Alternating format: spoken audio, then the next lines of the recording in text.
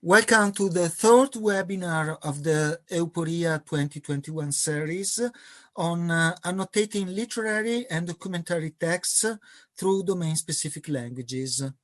I am grateful to the Venice Center for Digital and Public Humanities that hosts this meeting, to Andrea Taddei, Professor of Greek Literature at the University of Pisa, which co-organizes the webinar series, to the CNR Institute of Computational Linguistics Antonio Zampolli, and to Clarinit, which support the event. The authors are Gloria Mugelli and Giulia. They are both members of the LAMA, the Laboratorio di Antropologia del Mondo Antico of the University of Pisa. Gloria Mugelli is a PhD in Anthropology of Ancient Greece at the University of Pisa and at the École des Hautes Études en Sciences Sociales de Paris. She adopted the Euporia system for the doctoral research on ritual actions in the corpus of ancient Greek tragedy, focused on the representation of different ritual dynamics on and off the tragic stage. She is currently working as a teacher in secondary school, and she is part of the Euporia Edu project. Giulia is PhD student in Anthropology of Ancient Greece at the University of Pisa and at the École Pratique des Hautes Études de Paris. Her research project deals with the notion of a religious landscape in ancient Greek tragedy from a religious perspective. Alongside with work on Greek tragedy, she is using Euporia as a support for her research by annotating ancient texts through her own domain-specific language. So please share again your screen and we can start. Okay, thank you, Federico. Good afternoon, everyone. Today's webinar is about two of the projects of the Laboratorio di Antropologia del Mondo Antico at the University of Pisa, adopting the Euporia system for textual annotation with domain-specific languages. At the LAMA, we have been working for several years at different annotation projects in the field of anthropology of the ancient world, both for research and education. Today, we will show two projects developed for two PhD researches, Giulia's and mine, that have many elements in common. We work on the same corpus, the 33 surviving ancient Greek tragedies, and both work in the field of anthropology of Greek religion. Of course, every PhD research has its own research question, and for this reason, we adopted two slightly different domain-specific languages designed for interoperability, but tailored on our specific research needs. I was the first to adopt the Euporia system for my research, and together with Federico Boschetti, we chose to adopt a completely bottom-up approach. I performed a flat annotation, annotating the text with keywords without having a structured set of tags established a priori. When she started her PhD project, Giulia chose to annotate the text with a semi-structured language, including some ontological information expressed in triples in the annotation language itself. It's for this reason that in the first part of the webinar, we will see Giulia's annotation language, Giulia domain-specific language that is more complex than mine. She will show her language and her annotation process. And in the second part of the webinar, I will speak about the second phase of the work, the building of the ontology, the structuring of the tag, and the use of the ontology for a retrieval system that queries the database of the annotations. Giulia, te. Gloria. Well, I'm going to introduce Euporia Landscapes in Greek Tragedies. As you already heard, we work on the same corpus, and we hope this will lead to experiment with interoperability between the two DSLs and maybe expand the spectrum of the annotations from a personomy to a folksonomy to enhance the components of the ontology. Well, I am working on a thematic annotation dealing with the notion of religious landscape. And before I show the Merkab process, I wish to do a small premise about the research question and the anthropological approach to texts. Religious landscape is a very composite notion, sometimes difficult to define properly. And there are two things we must keep in mind about it. First, a religious landscape is not an essentially natural one, because we cannot speak of nature in the same way we do today for ancient Greece. Greeks of the classical age had not separated concepts for natural and not natural. So a religious landscape may contain natural elements and anthropized ones, like a temple, a sanctuary, a dock, an altar created by men. Second, one must always keep in mind that most descriptions of landscapes we read into texts were not actually visible on scene. Space is described in words and gradually built up in the spectator's mind as it is expressed by the characters.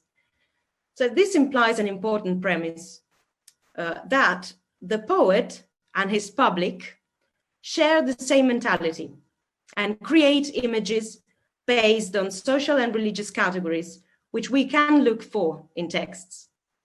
In other words, verbal communication is possible and effective because of this common ground of experience. The aim of my research is to trace the intersections between landscapes and divine powers, divine actions, situated by an author into a particular kind of space.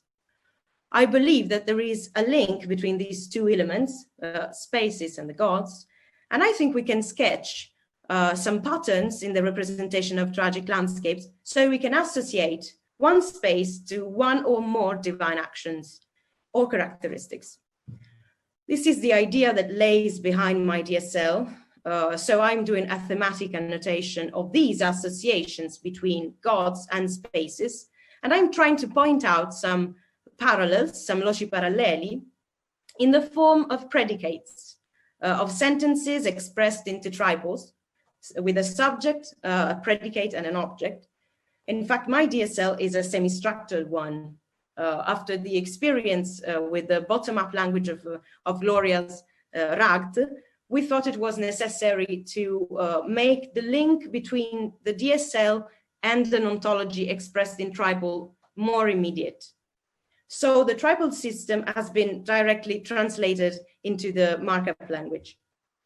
The purpose is to create chains of inferences structured on some main tags, which introduce a bunch of different annotations in a discursive form.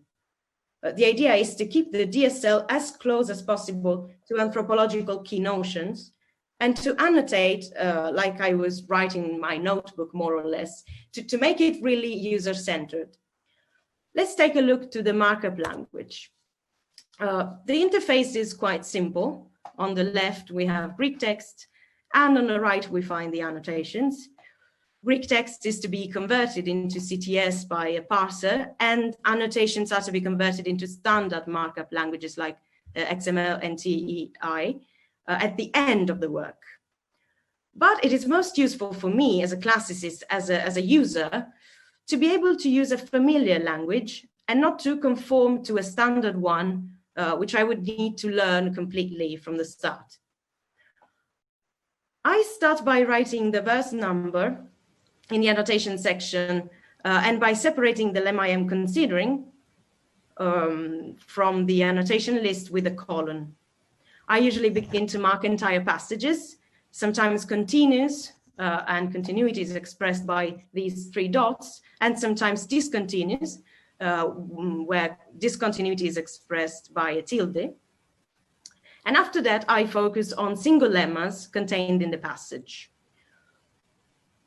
Before we look to the DSL, I wish to introduce a case study to get directly in contact with the text and with the operating principles of the markup language. Sorry if we are going to make a digression on the plot of the drama we choose, but we have conceived this speech for a public of non-specialists. So the tragedy we have chosen for our example today is Sophocles Oedipus Coloneus, We are talking about one of the last, if not the absolute last, of the tragedies brought on scene in the theatre of Dionysus at Athens in 401 before our age.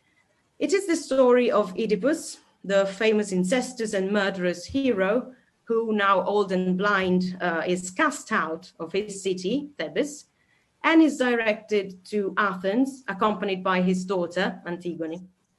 On the road to Athens, in the Attic territory, they stop in a small village named Colonus, where Oedipus, tired and unable to walk, takes rest into a very particular space, a grove full of trees and blooming vegetables, which is, unfortunately for him, a sacred and possibly dangerous space, dedicated to some dreadful and terrifying goddesses, the Erinyes.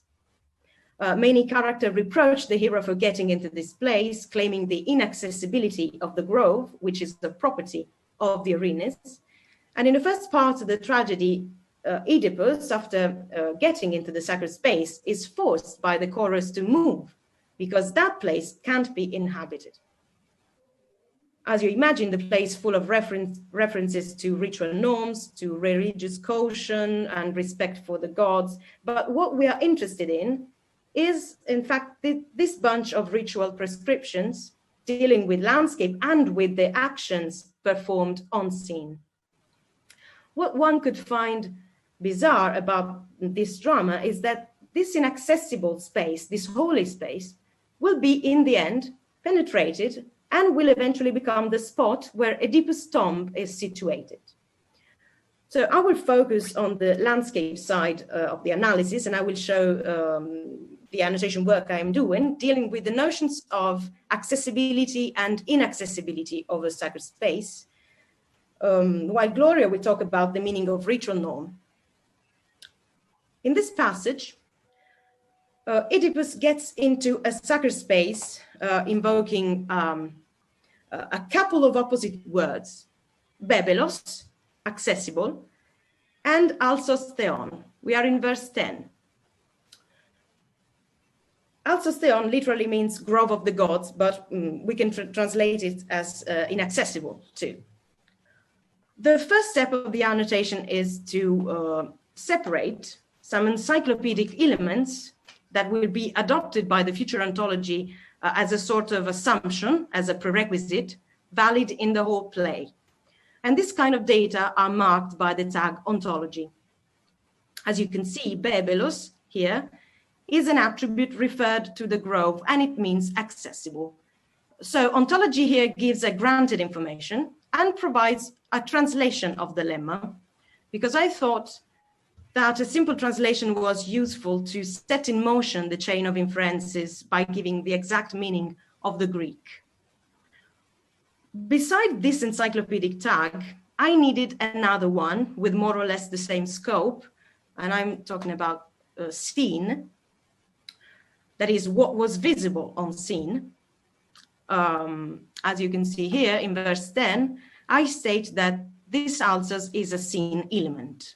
I do not always use this tag just because I don't study the theatrical scene of ancient Athens, but the imaginary space. But I adopt this tag when some scene element is particularly important or affects the meaning of the passage. So here, the fact that the public could actually see the grove as a scenographic element could affect the imaginative process I am investigating. Once these two starting tags have been used, I go on and mark the rest of the data dealing with hermeneutics and interpretation. So we have evidence and association. Evidence marks a fact or a characteristics that directly emerges from the text and that is functional for the creation of the chain of inferences. For example, bebelos is referred to the grove of Eumenides because the text has already informed us about this. The association tag is a very specific one from a formal and methodological point of view. I would say that this is the real core of the annotation work because this tag marks elements that are not immediately obvious in the text. So associations shows the result of a series of mental associations, the aforementioned chain of inferences. And these mental associations, according to my analysis, were possibly operated by the public and the author in the same direction, based on a common social and religious ground. Our attribute, bebelos, accessible, is here associated to religious behavior. Why? Because the accessibility of a sacred space requires a specific conduct anyway. And it may also be associated to ritual action. For being accessible means that one could go inside and possibly sacrifice to the gods. But this is not explicit in the text. This is our assumption. I said that association is the core tag of my work because it graphically represents the bridge between what the author wants to say about a landscape and what the spectator pictures in his mind, according to what he knew about that landscape in terms of religious experience. So this common ground of experience is what makes the verbal exchange possible. The passage we are reading conveyed this kind of meaning to the public. This space is accessible, is bebelos, but under precise and strict religious conditions. So Oedipus must be careful. Let's take a quick look to another example. In this passage, Oedipus speaks to a peasant who informs him about the components of the sacred space he's into. This is the same passage I showed you before. This passage concretely gives the idea of what a religious landscape was. That is, a place that belonged to many gods and possibly hosted many ritual actions. Here you can find the same annotation process I just described. First, the annotation of an entire passage from verse 54 to verse 63, continuously with 3 dots, and a second single lemmas analyzed after. What is particularly interesting here is that the peasant who speaks to Oedipus describes the grove of Eumenides, of the Erinis, as a divine possession. The verb echi in 54 means to have, and means that the gods are the owners of this sacred land. But not just the Erinis, because the gods are many and they all live into that landscape. So I annotated under the tag association that echo, the divine possession, is associated to divine presence.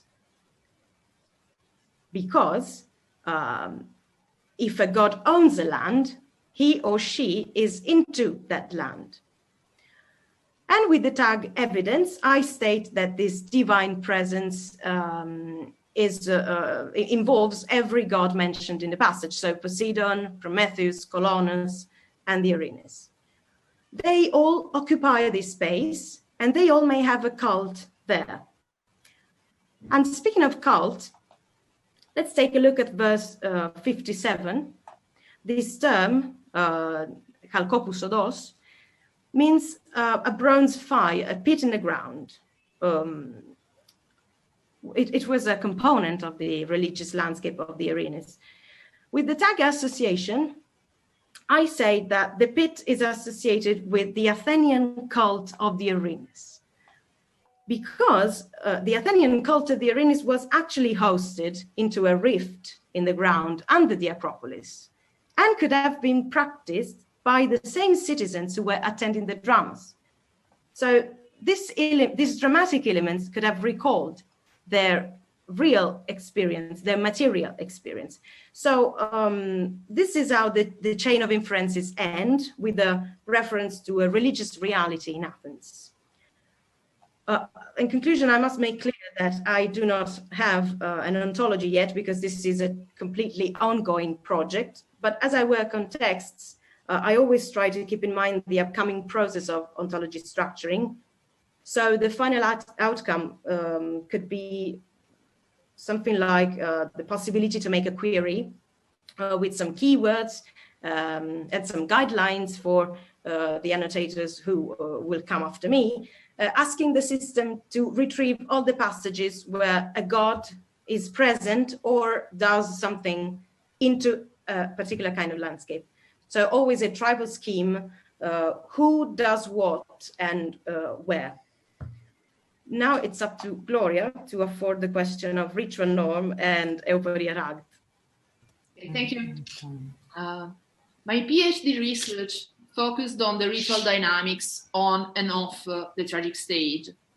I studied the tragic scenes where rituals were directly performed on stage by the characters, and the descriptions of ritual actions ideally performed by the characters in some distant ritual space that are not represented under the eyes of the spectators attending the dramatic festivals in Athens. I had the purpose of analyzing the form and the function of tragic ritual actions, that is, the relationship with the actual ritual practices performed in the 5th century Athens during the ordinary religious life of the Athenian polis. And the function of the ritual action as dramatic mechanism used by the authors to build the tragic plot. The topic of ritual in Greek tragedy has long been discussed by classical philologists, commentators of the tragic text, and anthropologists of the ancient world, in particular when the problem of the distance of tragic rituals from a hypothetical ritual norm is at stake. It's in fact extremely rare that in tragedy a ritual follows an ordinary pattern and corresponds perfectly to the ritual practices of the 15th century Athens as they are described in other sources. In fact, the concept of ritual norm in itself is not very suitable for understanding the set of ritual cults and practices that we label as part of the sphere of Greek religion. In ancient Greece, there were no texts of manuals or manuals dictating how to perform an effective ritual.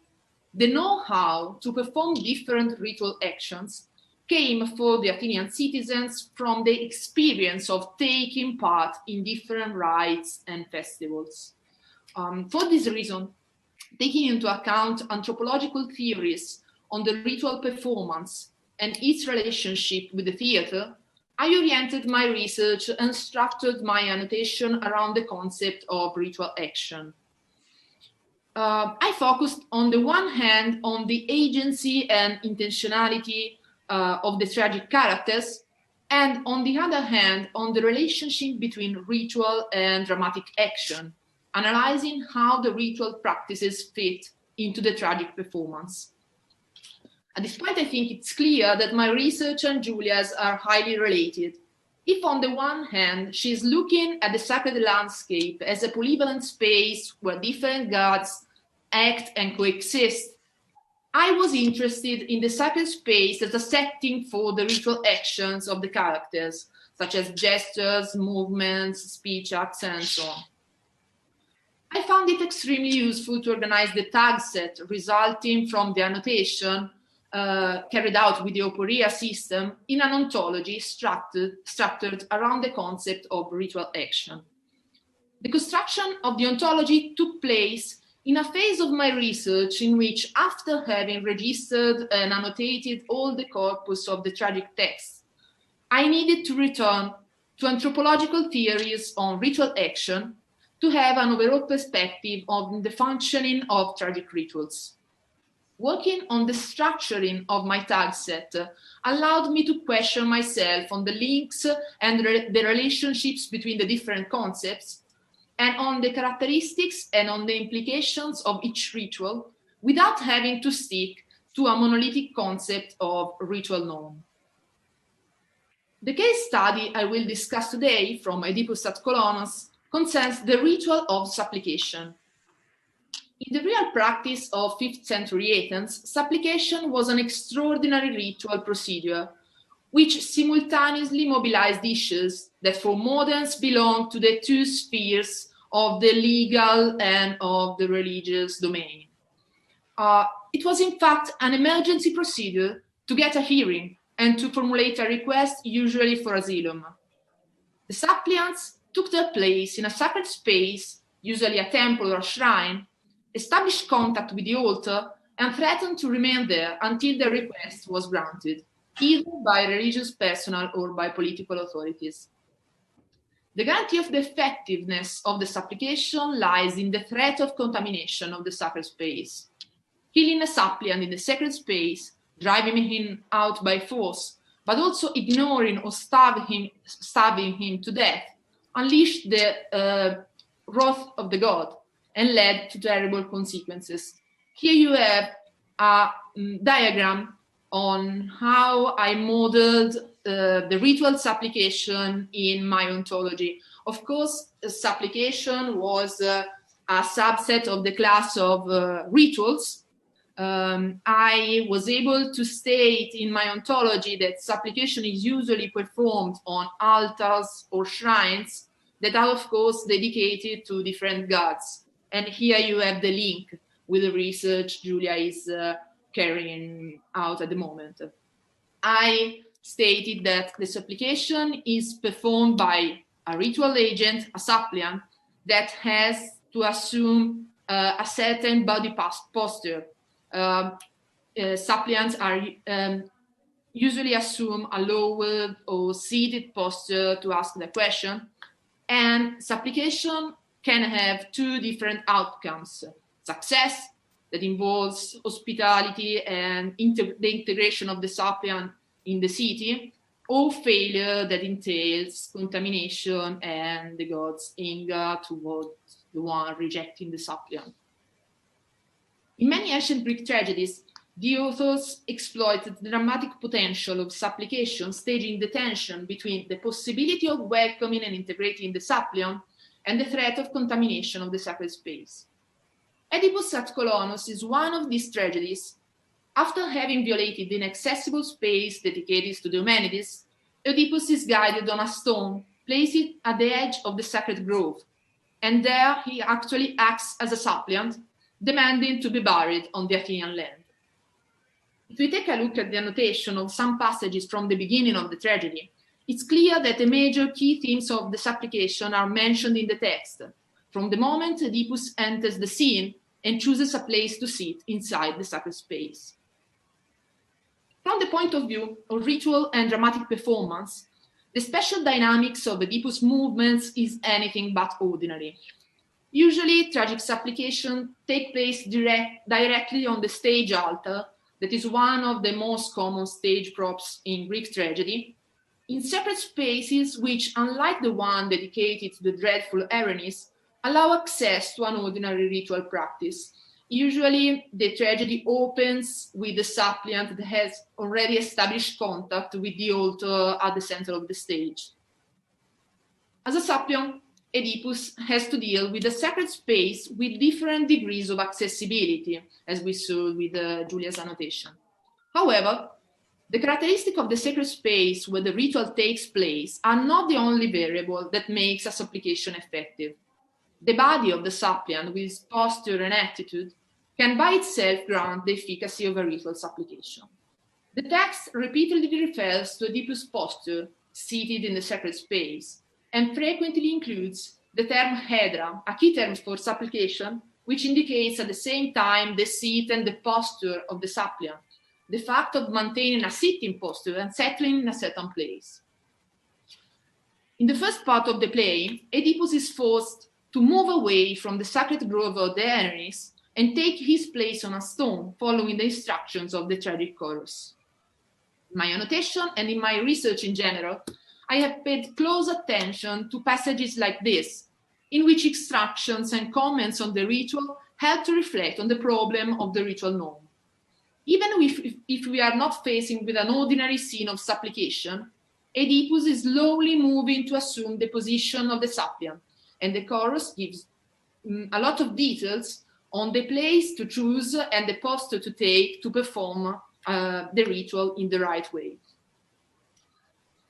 The annotation I performed takes into account the details of the rite mentioned in the text and also the indication that we can extract from the text on the staging of this section of the tragedy. All of these specific details would be lost in a retrieval system that would only allow to search for single keywords or combination of keywords, because you will have to search for the specific detail of the ritual action. Having modeled the relationships between different concepts in the ontology, by linking the ritual with the gesture, movements, attitudes necessary to perform it, allowed me to build a more complex query system that allowed me to search for macro categories of tags combined with specific keywords. Here you have a diagram of how the Euporia RAGT query system works. We performed sparkle queries on the ontology that returns a series of tags processed by an SQL query constructor in order to query the database with as many SQL queries as the combination of different tags. Here you have an example in the next slide of a query on all the sacred space mentioned in the corpus of Greek tragedy as places for supplication. The sparkle query finds all the different categories of sacred spaces I modeled in my ontology, while the SQL query constructor performs 4 different SQL queries on the combination of the 3 different tags. And here you have, in the next slide, the results of this query. These are part of the results of 2 queries on all the sacred spaces and all the places in general where a suppliant is settled for supplication. On one hand, we have altars, shrines, and tombs, the usual places for supplication, but on the other hand, we have a long list of passages from Sophocles Oedipus Coloneus, where the grove is explicitly mentioned as the seat of the suppliant, or the suppliant is said to be located in a sacred space that I marked in general with the generic tag locus sacer. I didn't mention that I use Latin hashtag for my annotation because I found them more synthetic and more useful to mark all the details of ritual practice. And my ontology is also built with Latin categories. The results of the query clearly show that in this tragedy, the place chosen as seat of the suppliant is at the center of the discussion of the characters, precisely because of the ritual problem we have observed at the beginning. The query system was developed at the end of my doctoral research and was designed to be functional to my research. At this stage, I was not interested in building a particularly complex system or not to revise the tag set to be coherent and consistent in all its parts. I was interested in building series of passages on different characteristics of the tragic rituals that I could study and discuss for my PhD dissertation. However, it would be interesting in order to improve the system in the future and expand the possibility of querying the database to model in the ontology not only the general characteristic of the rituals, but also the specific form of the main dramatic rituals. In the slide, you see an example of how the supplication in Oedipus at Coloneus could be modeled as an event in the ontology, thus passing from working on classes of objects, sacred places, ritual agents, gestures, movement in general, speech acts, to working on individuals with specific characteristics. The suppliant Oedipus as an individual possesses characteristics that makes him a suppliant outside of the ordinary, just as the grove of the Eumenides is a singular place for supplication, which causes the right to take an out-of-the-ordinary form and function in this tragedy. Working on the ontology with a top-down approach, from the general characteristic of the rite to the specific rituals, it will be possible to expand the query system in order to query both the annotated text and the ontology.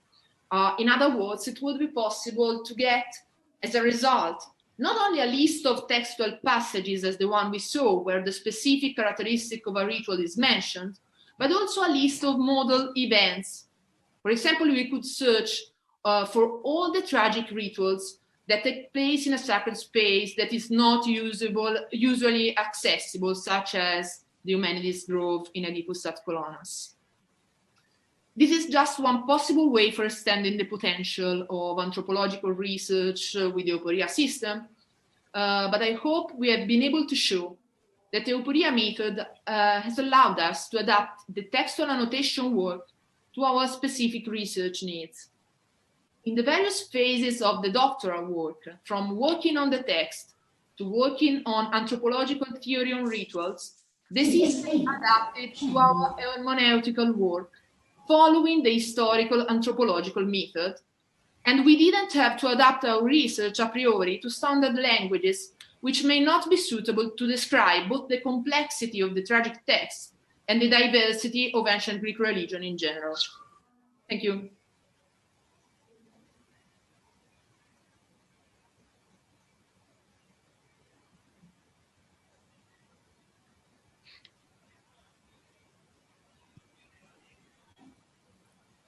And thank you very much. Giulia, do you have something to add?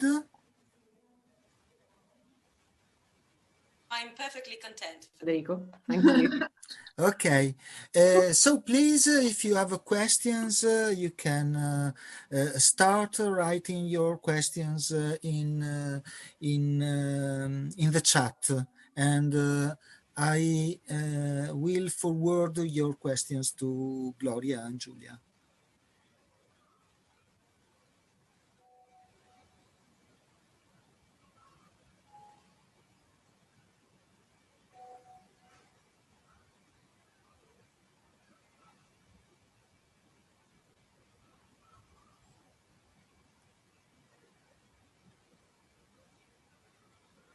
I start with a small question. Okay.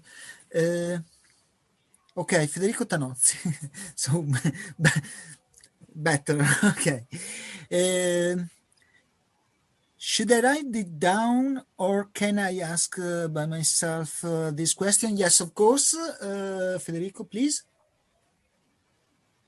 Thank you very much, Federico Boschetti. Thank you both for your presentation. I have a question for both of you. I've just started my PhD in digital humanities at Ca' Foscari University. I'm working on dual scenes in epic poetry from the point of view of thematic and motif elements in duos in the epic. What are, according to you, like the perks of starting with a bottom-up approach compared to a top-down approach? For instance, I've started like during my reading, and I've started like taking notes. So my work is closer to Gloria's one, I think. So I have a kind of a general idea of where I want to end up. But I think Giulia took the different routes with like starting with a tag set of elements and then trying to apply them to the text. What do you suggest? What's best for working on this topic? And thank you again very much. Thank you.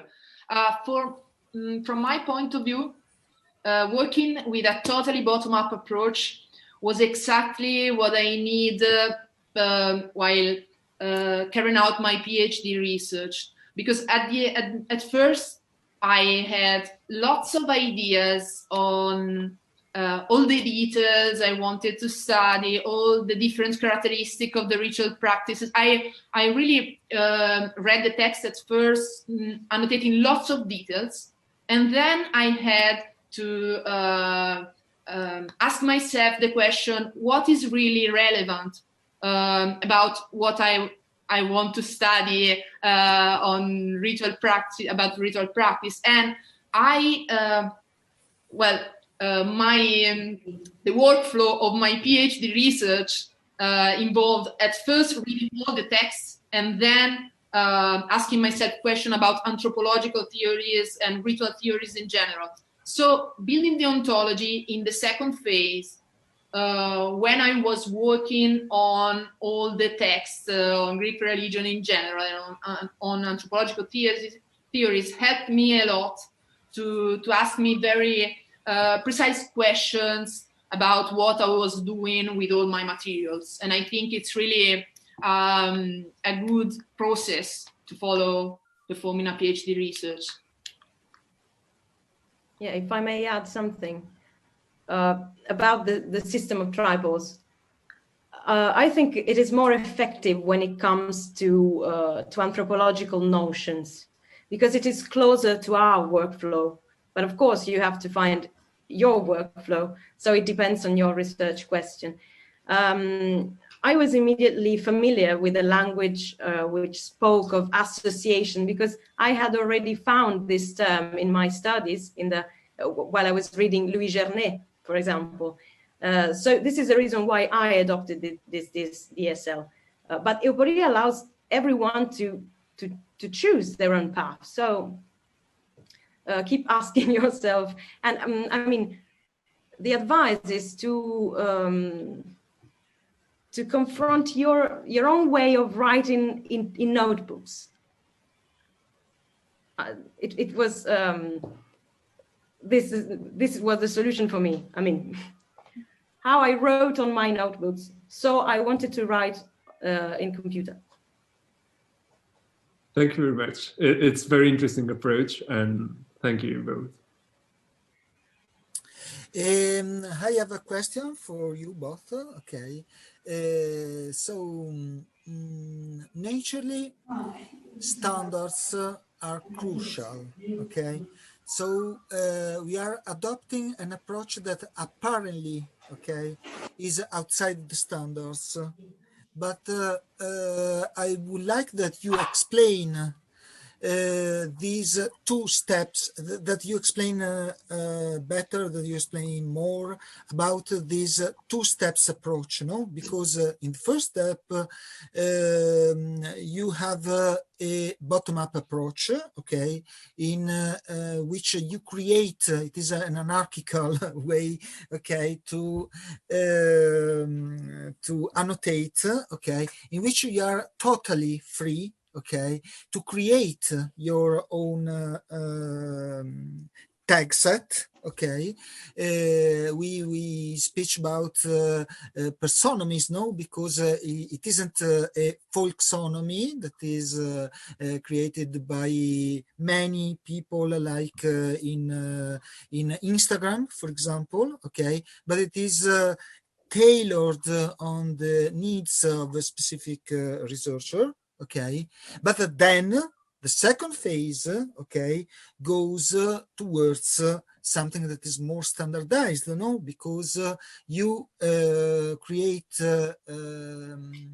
you create a domain ontology, okay, but you separate also, no, a part of entities and relations that are connected to foundational ontologies, no, and very well-known ontologies. Can you, Gloria, explain a little more these phase, this second phase of the work with specialists, with ontologists, no, with Fadkan, that worked with you to create, no, the domain ontology for rituals, and to separate the ontological part related to the foundational ones. Yeah. First of all, BM is something that is extremely easy, also for no specialists, because I use this software, Protégé, by Stanford University, that is really useful, really easy to use, user-friendly. You have a really easy tutorial that is also fun to, it's also really, you know, I had fun learning how to use the software and how to model my own ontology. And so at first I started alone, just making classes of objects and relating them one to each other. Then in the second phase of the building of the ontology, I worked with ontologists, or with specialists in the field of computer science and ontology and logics and ontologies in particular, to link all the concept that I modeled in my ontology using Latin, as I said. So it was a very specific kind of ontology to an upper level of foundational ontologies that use very standard and general concepts. And I think this is really interesting workflow from an anthropological point of view, because I started modeling my little ontology where everything functioned as I thought it would function in ancient Greece. And then I had to ask myself the question on how, about how to link this concept to general concept that, of course, modeled for the modern world. So I had to adapt the specific concept I use to model my ontology on ancient Greek religion to an upper level of general concepts, of course, modeled on in a modern perspective.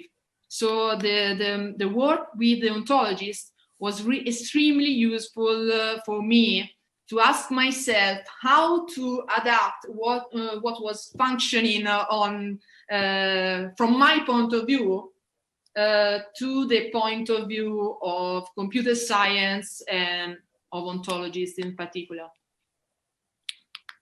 Thank you. Thank you very much.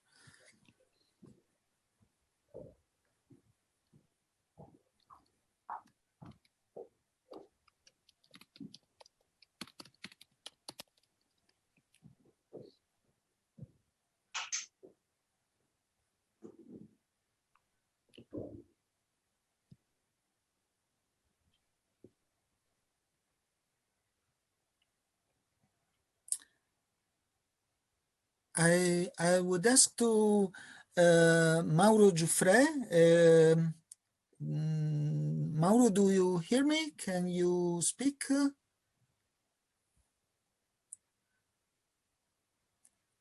No. Yeah. Okay. Sorry, Mauro. Thank you very much to be here. Okay.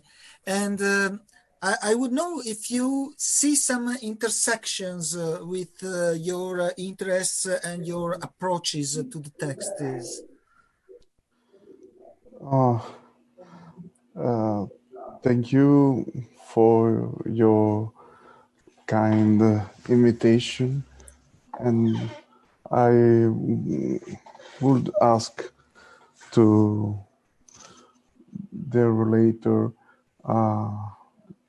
very pleased and honored for be here.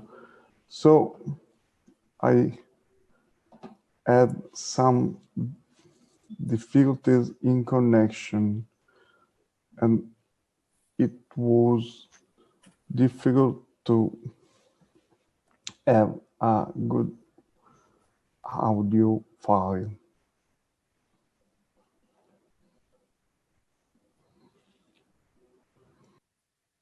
Okay, thank you. Okay, if there are no more questions, I would to say many thanks to everybody. Oh, there's a question for you by Cristiana Franco. Please, Cristiana, if you want, you can directly ask to Gloria your question. Can you hear me? Yeah.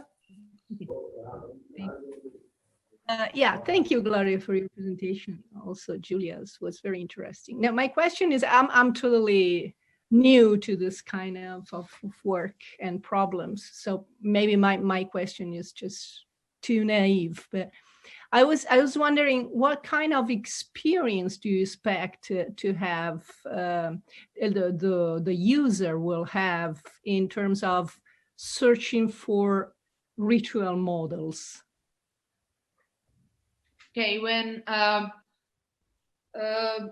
I had the idea of modeling ritual events in my ontology because it would allow me to add lots of information about the rituals, how they are performed, and the specific characteristics of rituals.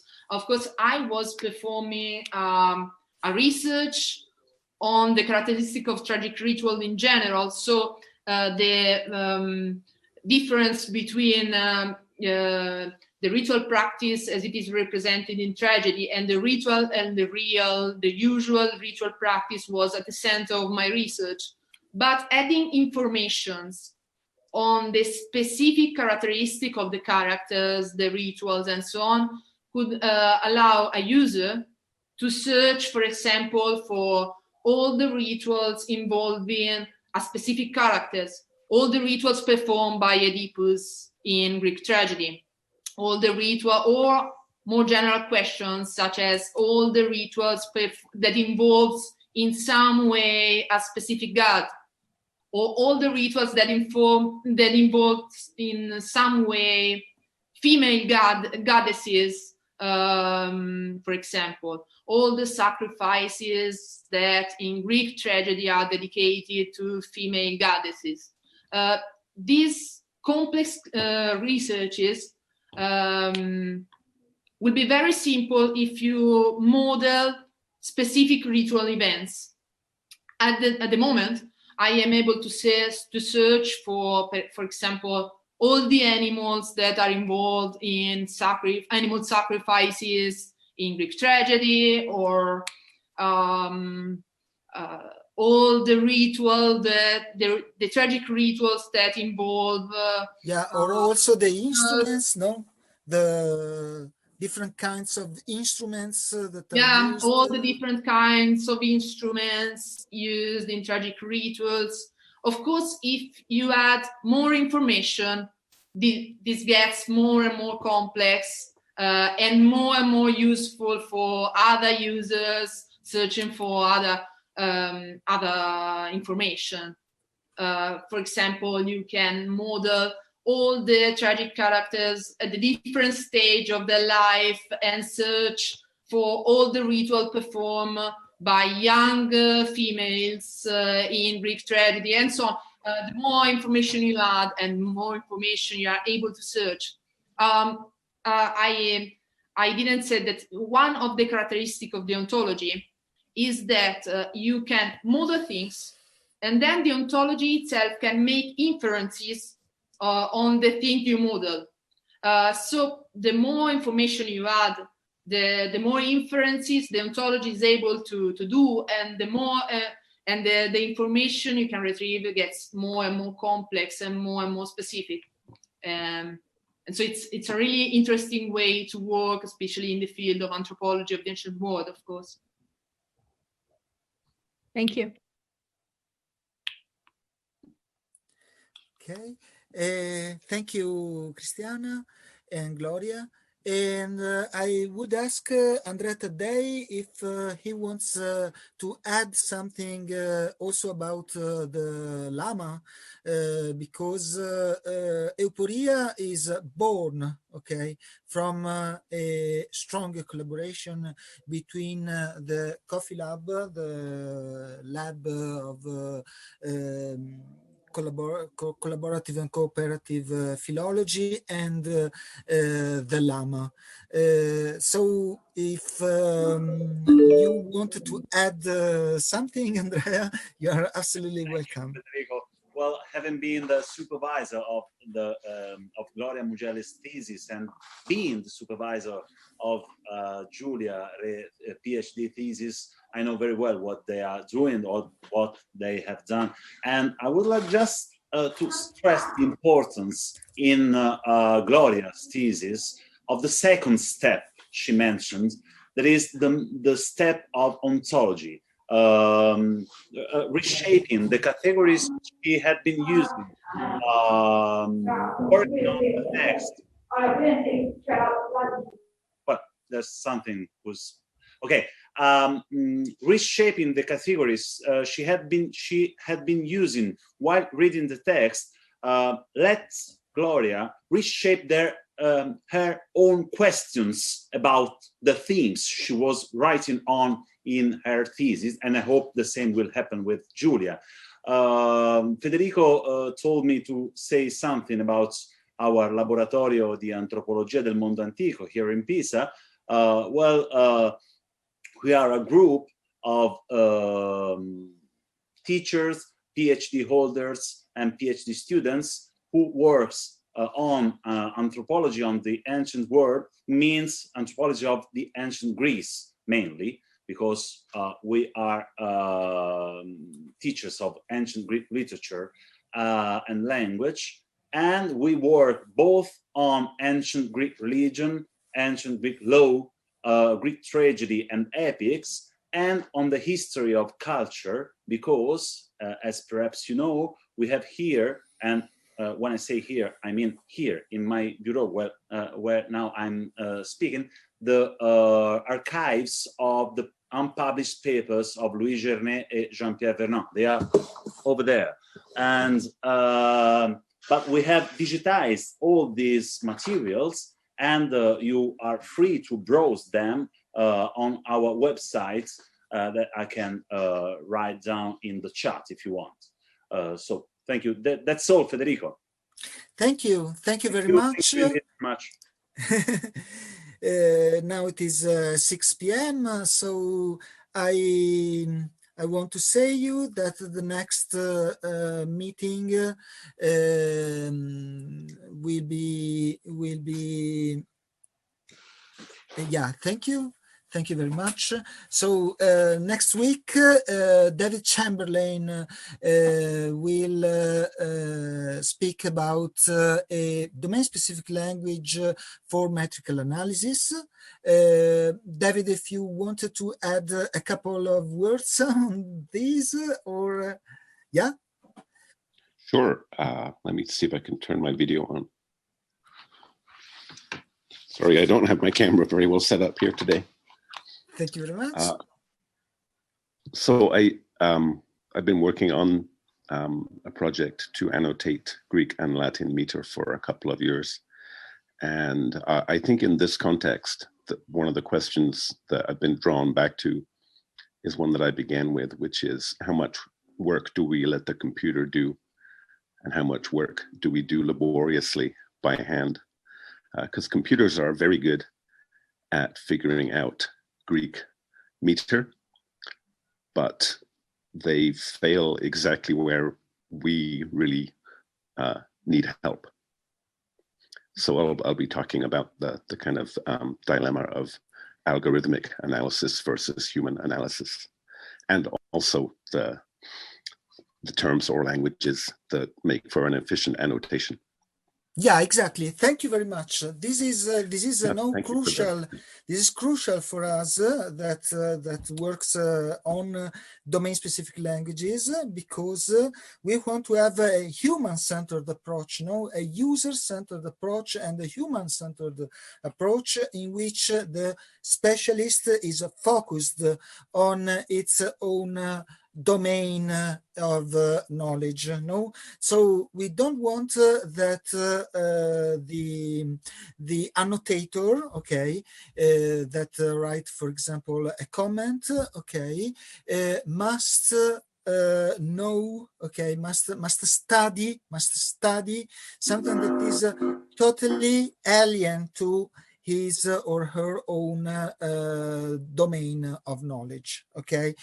So we try to offer something that is very familiar to the specialists, and but as I said, we are absolutely interested in standardization, but the standards must be in input and in output, not in the middle, In the middle,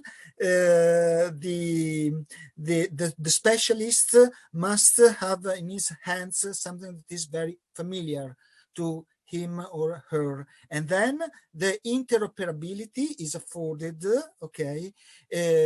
before, so in input, and after in output, when the resources are delivered to the other ones. No, so naturally the next steps also for the works of Gloria and Giulia are to go towards the linked open data and so on. So something that is very, very standardized, okay?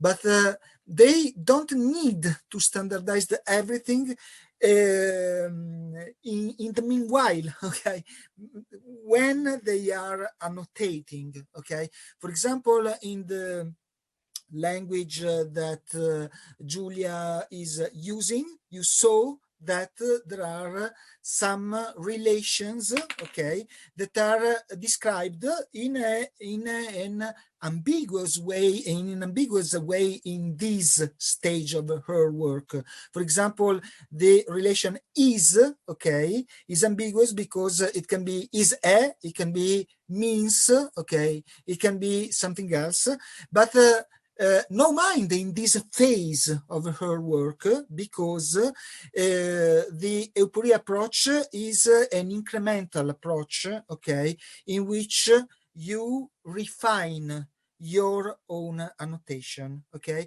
So these ambiguities will be studied in the second stage. In a certain sense, it is a meta study, okay, that